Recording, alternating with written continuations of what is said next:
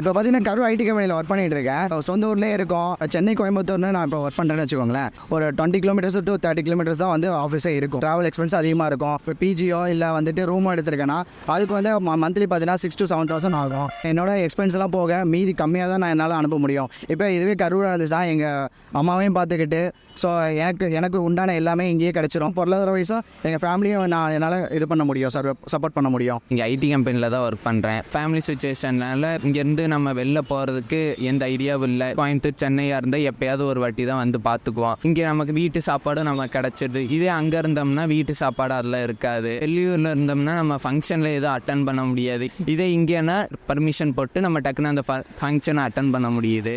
சனி ஞாயிறு லீவு நம்ம personal work நம்மளால் பார்த்துக்க முடியுது.